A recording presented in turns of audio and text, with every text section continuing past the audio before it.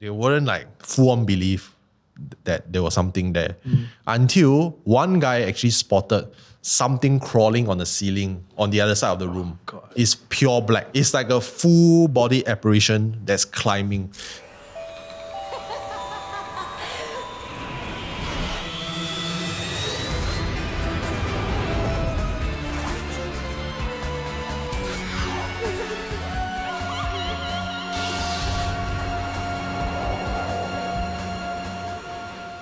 Hi, my name's Utt. My name is Raihan. My name is Wayne. My name is Kyle. And this is Tales from Incredible Tales. Together with some very special guests, we're taking a look back at Incredible Tales, a horror anthology that aired on Channel 5 from 2004 to 2017.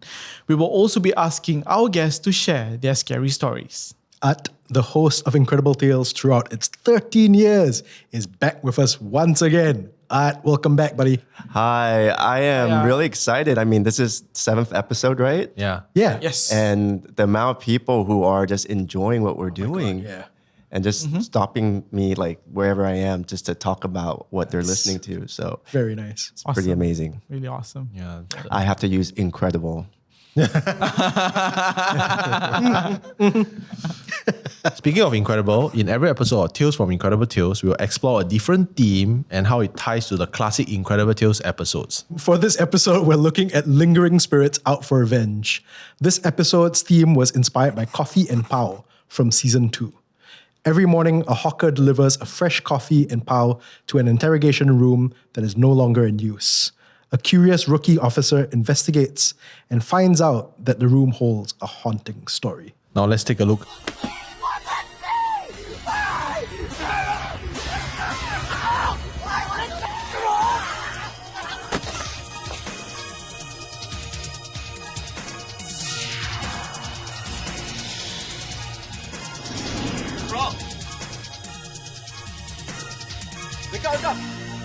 Oh. Yeah, man. The 2000s music is... No, but I love that music though. It feels very classically horror. When I watched it back then and now it's like different. Like when I watch the reenactments and hear the music, it's so classic now. Yeah. But Yeah. when I watched it back then, I found it a bit cheesy. Yeah. But it added on to the reenactments, Yes. and now I'm like, oh, it's perfect. Yeah. Yeah. When you know everything, the visuals, the sound, it's like as if you don't have to watch the visuals and you can just hear it and you can actually just visualize it. I mean, like, speaking of like visualizing it, right? Like, do you think that they portrayed an accurate representation of someone who's getting possessed? I would say so. I would say so from experience. If you don't witness it yourself or seen it yourself, you would think, really, does that really happen? It looks like kind of over the top, but that's what really happens. That you have no control of your body, and I think it depends on the person who's being possessed, because a lot of times they could be going through. I've once talked to like a monk about this. It was when I ordained. Right. Yeah. When I ordained, I asked I would call him my master monk or like the teacher monk as to why am I witnessing or experiencing so many things.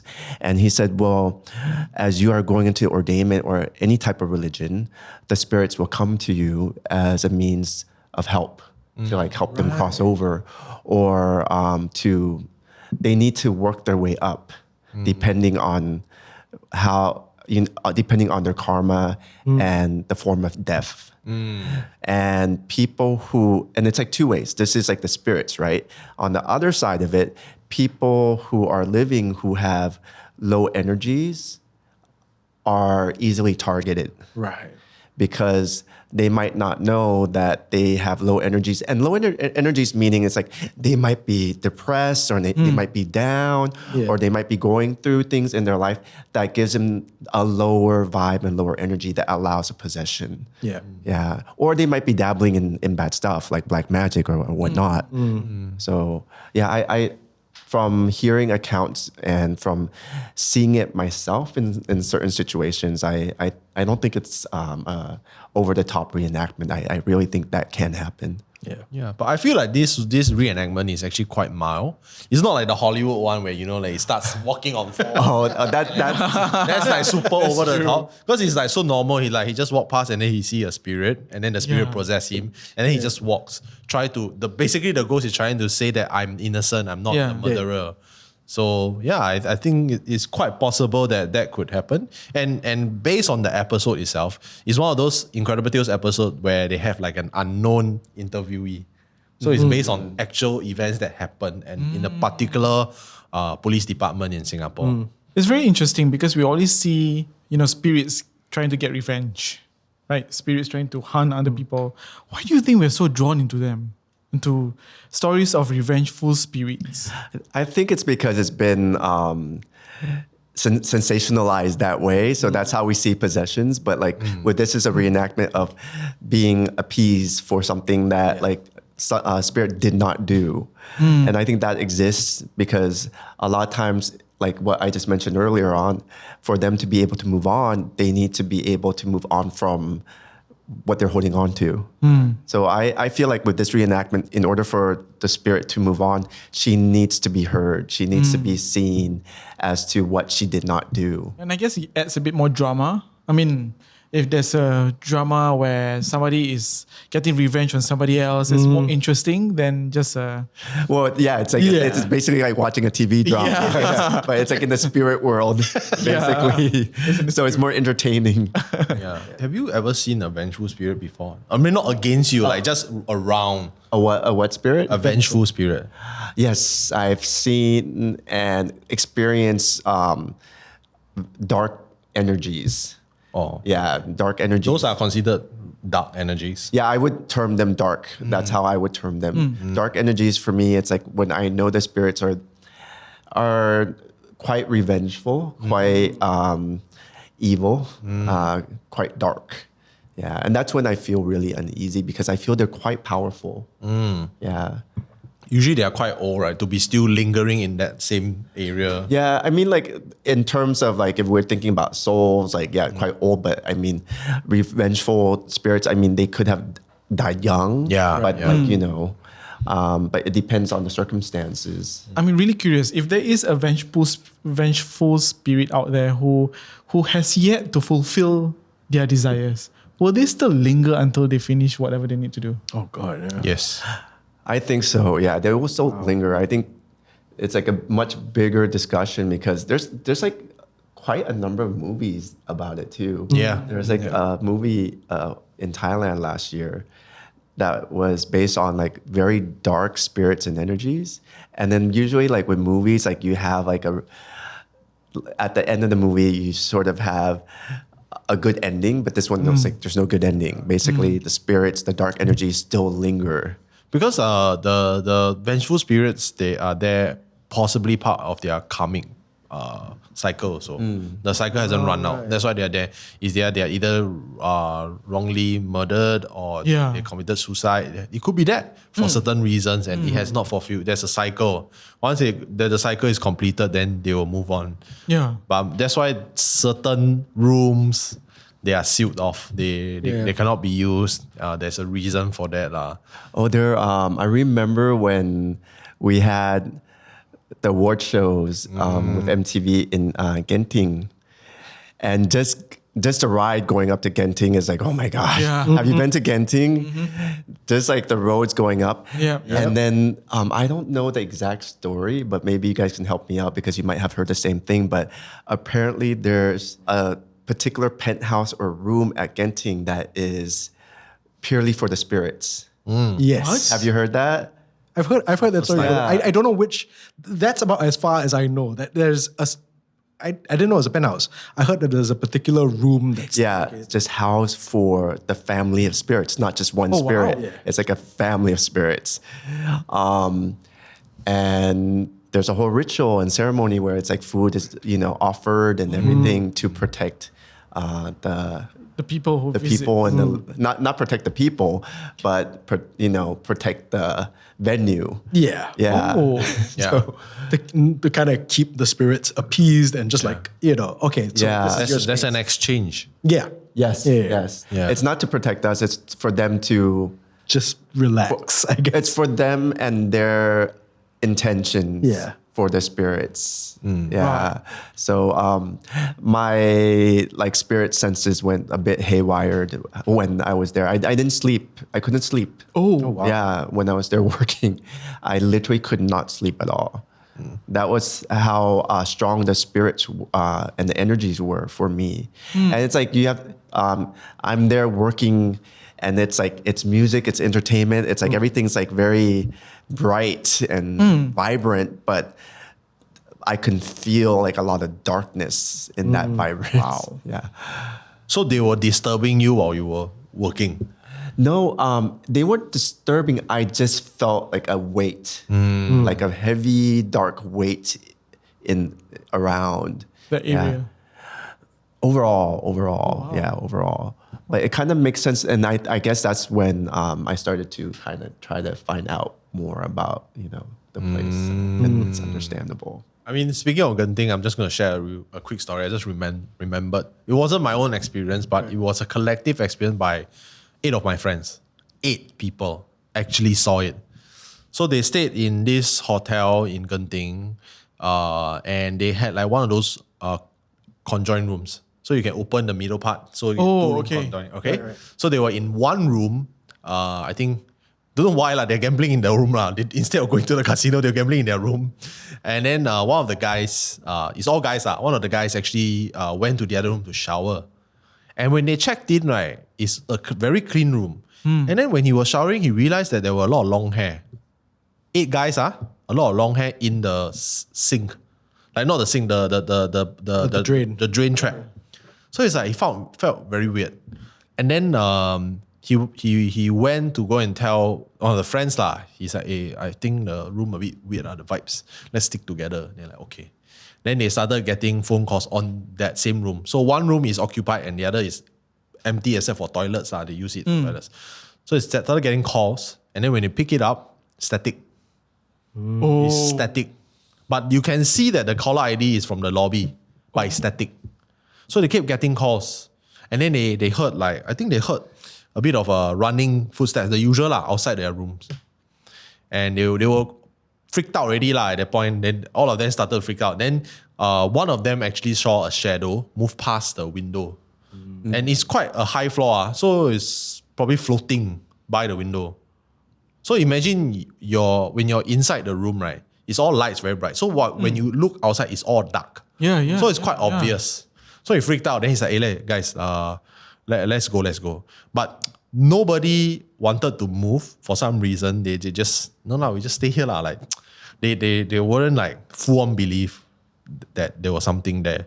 Until one guy actually spotted something crawling on the ceiling on the other side of the room. It's pure black. It's like a full body apparition that's climbing. So you think about like certain creatures, right, that's depicted in those demon movies, right? It's like a demon. It's climbing, like a spider climbing. And then he told, then everybody's like, yeah, I saw. Then they all ran out. All 8 of them ran out. So they ran out, they went to the lobby and they didn't sleep. They didn't go back. They didn't even try to change room. They just stayed in the lobby. Until the morning, then they went back to get their stuff. And then at that point, it was gone already. And I must also add, right, one added detail is that throughout this whole experience, right, the phone kept ringing. Yeah. So it's an 8-person experience. 8 grown men. Yeah. Yeah. Well, we this came from that reenactment. We're talking about possessions and about like dark spirits and energies. And if I was to segue it and connect it to my own, that's a big experience being there in that environment, in that space. It's very dark. So that's why I feel like if there is like a particular room, it's to keep those spirits that are dark alive. Yeah. Oh, right. wow. Yeah. And they use food as, to... That's what I hear. I mean, like, I think it's like when you give offerings. Yeah. There could be other things than food that we don't know. I see what you mean. Right. It took me a second to think of like something else. Other than Yeah, I'm trying to be PG here. Which is, you being PG just puts all those thoughts in my mind. I'm like, oh God. Yeah. But food is a common thing for I think certain cultures. Yeah. Like the Chinese, they use food to pray to the deceased. Some Thais also do it. Especially to the Kubantong, they do give. If you look at altars, right, for Thai restaurant, they usually will have an altar for the Kubantong. Usually will have Yacob or Vitagen, like the drink. Yeah, depending on the gods. Sweet drinks, like for the kids lah. Yeah. In Thailand, there are different gods that people believe. Yeah. And then depending on the gods, they will give the offerings, what Kyle said. A lot of times it's like Fanta, the red one. Oh, yes. You would see that. With the straw. You see that quite a lot. Or it's very milk. common. Yeah. Or even for Ganesh would be like the banana and milk. But that's quite similar to the Hindu religion because that's done here as well. Yeah. So the offerings, like Kyle said, is quite common. Yeah. The meaning behind lighting up the incense is because you light up the incense while you give the offering. So when it's burning, that's when they're able to consume what you're offering to the spirits. So that's how it links. Yeah. So the incense, right, is actually a connection. Right. That's why they always say, don't, if you walk on the pathway, please be careful. Yeah. I mean, there's a few uses for it lah. From my very limited knowledge, it's either you're trying to communicate with it, or it's like something for them to appease them, or you're trying to draw attention. Because it can be used to draw attention. So imagine you light an incense, right, and then you just walk through the cemetery. Everything will follow you. Because you're trying to lead them somewhere. Yeah. That's why there's certain incense, right, that it needs to be running all the way on. Yeah. You cannot let it, like if this one is going to die out, you need to change to another one to keep it running. Or even candles. Yep. But what about, let's say, if the spirit is vengeful? Like a certain spirits that wants to get revenge, and then you are somewhat or other feeding the spirit so that, the spirit can go towards that revenge pathway. Do you think anything will happen to yourself? I don't know how dark energy reacts to a person itself. Or like... well, you probably have dark intentions if you are going to work with dark energies. Yeah. Yeah, so you probably already... That's true. You probably go along together, and then I don't know, from my personal perspective, it's like when you dabble in that, the repercussions can be quite bad as well. Yeah. Yeah. And because we spoke about this in the episode with Hafiz. Yeah. About vengeful spirits, black magic, how when we feed them further, it can eat us up back. Yeah, because it's if you take it out of the spirit and energies, the spirit world, you just look at in real life, like people who are murderers, who there's different variations of people in real life, and I think in the spirit world it's the same too. Yeah. So it's like if you flock in the real life amongst people who aren't having good intentions, what does that say about you? Yep. So it's the same with the spirit world. If you're dabbling with the spirit world and with that intention, what does that say about you? Okay, so I think I just want to touch on, I think one of the episodes where Hafiz mentioned that, when a family member of his passed away, they actually they actually called upon a spirit to possess somebody within his family to somewhat confess to the police to solve the case. Solve the case. Yeah. Do you think like paranormal investigation or such a thing, supernatural acts should be in place here? My personal perspective is I think it's subjective, because then you might have a lot of con psychics coming in. Yeah. And then that's just going to ruin and just make things really confusing. Yeah. But I do feel and believe that there are psychics who can solve, but it's very subjective how you pick one. Oh, that's going to be hard. Yeah. I mean, how do we know who is genuine? Exactly. So it's better not to rely on the psychic. Because it can't be proven. Yeah. It's also a question of whether the ghost want to go direct to the source. So because the ghost ran directly to the investigative officer.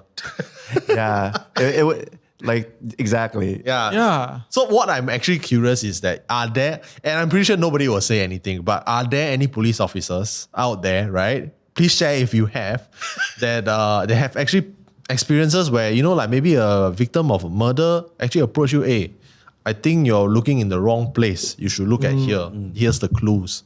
Or like, I don't know, like a coroner. Yeah, because they deal with death on a daily basis. Yeah. So I'm sure there is some experience there. Yeah, I think that's a fairly good middle ground. It's not like, you have somebody go, I as a psychic can tell you that this person, without a shadow of a doubt, was the killer. Yep. It's pointing you in the right direction so that the actual police can do their job and figure out who's the guilty party down here. I think that's kind of the safest bet. Then at least there is still earthly investigations and proof, but it just so happened that you were nudged in the right direction. So this question is for everyone.